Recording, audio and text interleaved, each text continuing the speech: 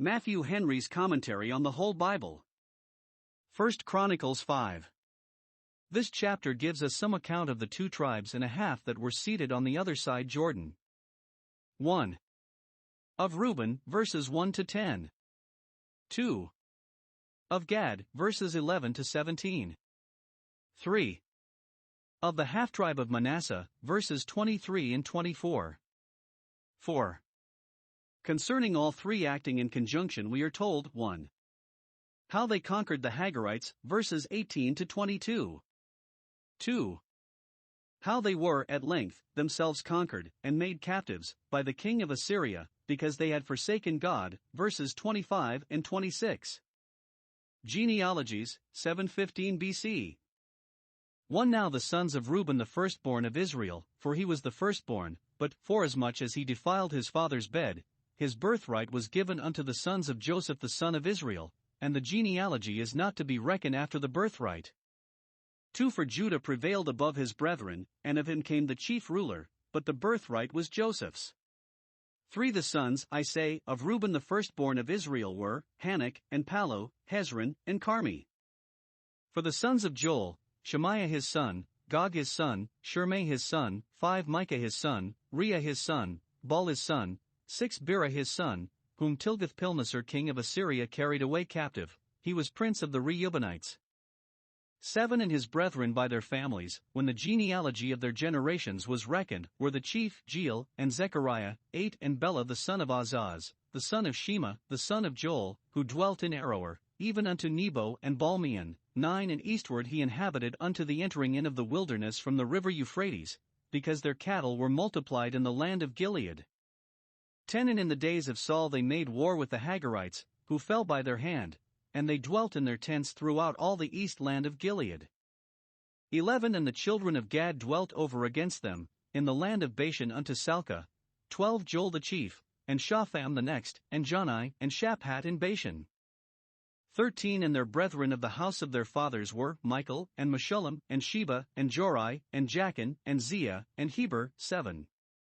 14. These are the children of Abihail the son of Huri, the son of Jeroah, the son of Gilead, the son of Michael, the son of Jeshishai, the son of Jado, the son of Buz. 15. Ahi the son of Abdiel, the son of Guni, chief of the house of their fathers. 16. And they dwelt in Gilead in Bashan, and in her towns, and in all the suburbs of Sharon, upon their borders. 17. All these were reckoned by genealogies in the days of Jotham king of Judah, and in the days of Jeroboam king of Israel. We have here an extract out of the genealogies. 1. Of the tribe of Reuben, where we have 1. The reason why this tribe is thus postponed. It is confessed that Reuben was the firstborn of Israel, and, upon that account, might challenge the precedency, but he forfeited his birthright by defiling his father's concubine, and was, for that, sentenced not to excel. Genesis 49 verse 4. Sin lessens men, thrusts them down from their excellency. 7th commandment. Sins especially leave an indelible stain upon men's names and families, a reproach which time will not wipe away. Reuben's seed, to the last, bear the disgrace of Reuben's sin. Yet, though that tribe was degraded, it was not discarded or disinherited. The sullying of the honor of an Israelite is not the losing of his happiness. Reuben loses his birthright, yet it does not devolve upon Simeon the next in order, for it was typical, and therefore must attend, not the course of nature, but the choice of grace. The advantages of the birthright were dominion and a double portion. Reuben having forfeited these, it was thought too much that both should be transferred to any one, and therefore they were divided. 1.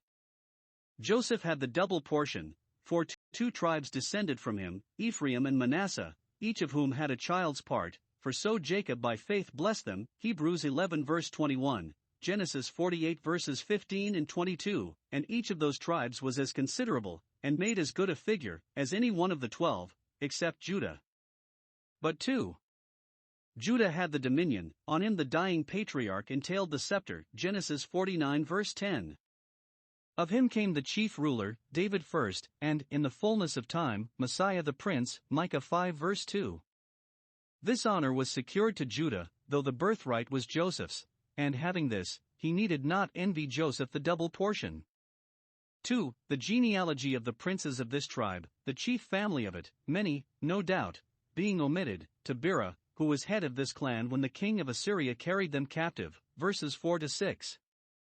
Perhaps he is mentioned as prince of the Reubenites at that time because he did not do his part to prevent the captivity. 3. The enlargement of the coasts of this tribe.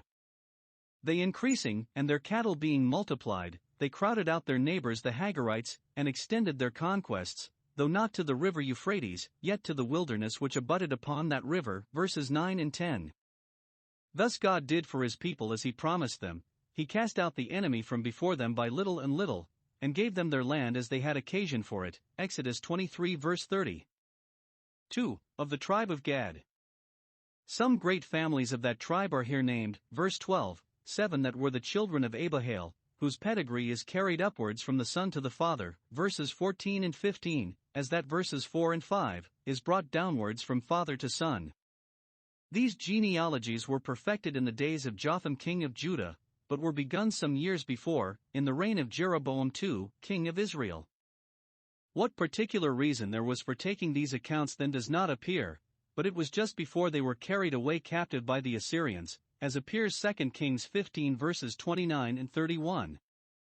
When the judgments of God were ready to break out against them for their wretched degeneracy and apostasy, then were they priding themselves in their genealogies, that they were the children of the covenant, as the Jews, in our Saviour's time, who, when they were ripe for ruin, boasted, "We have Abraham to our father." Or there might be a special providence in it, and a favorable intimation that though they were, for the present, cast out, they were not cast off forever. What we design to call for hereafter we keep an inventory of. The defeat of the Hagarites, 750 BC.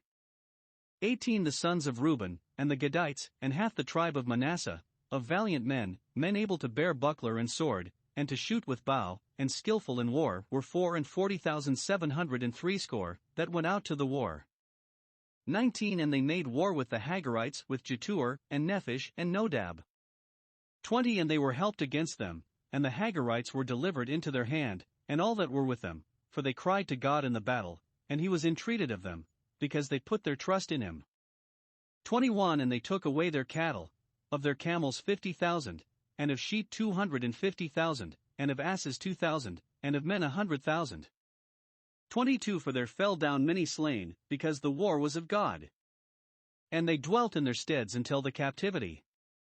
23 And the children of the half-tribe of Manasseh dwelt in the land, they increased from Bashan unto Baal Hermon in Sinir, and unto Mount Hermon.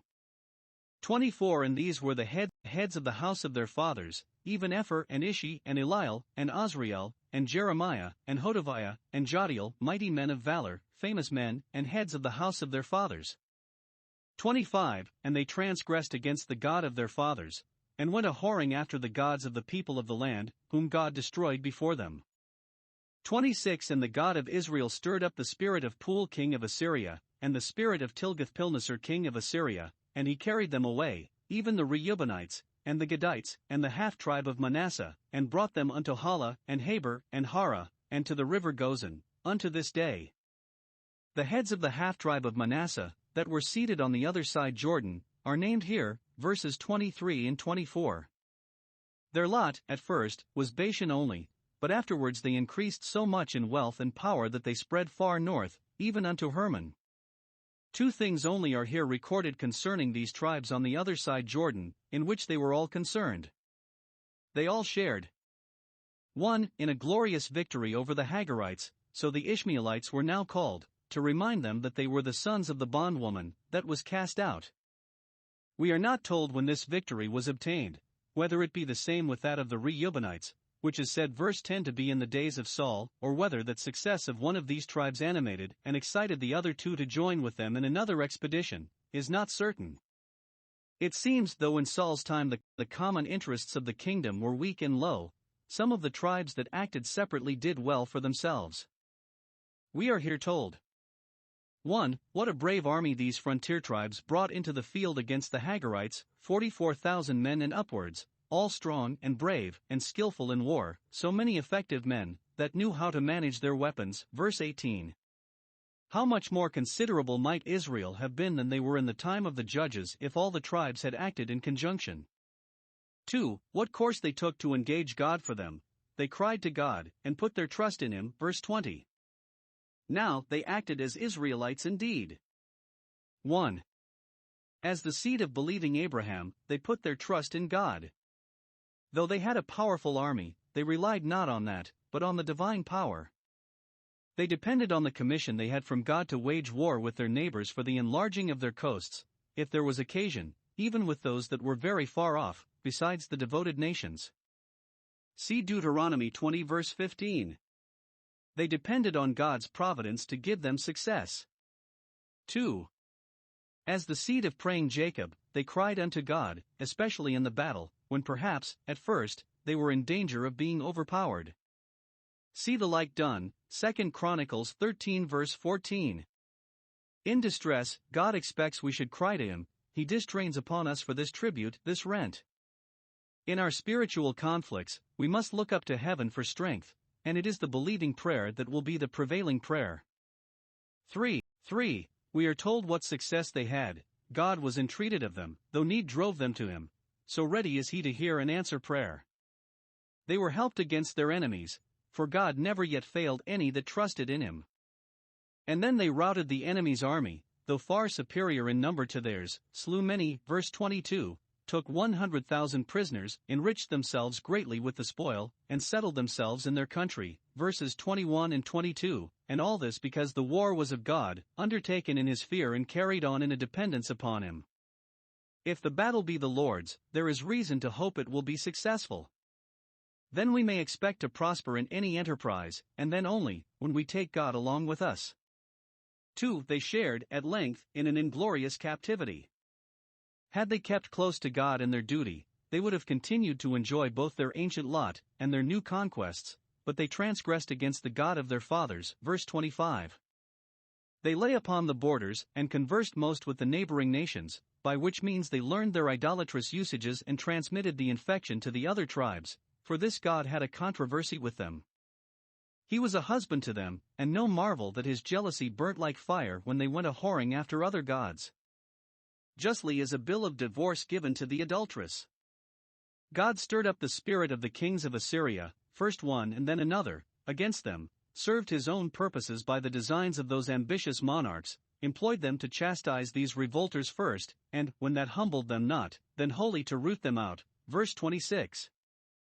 These tribes were first placed, and they were first displaced. They would have the best land, not considering that it lay most exposed. But those who are governed more by sense than by reason or faith in their choices may expect to fare accordingly.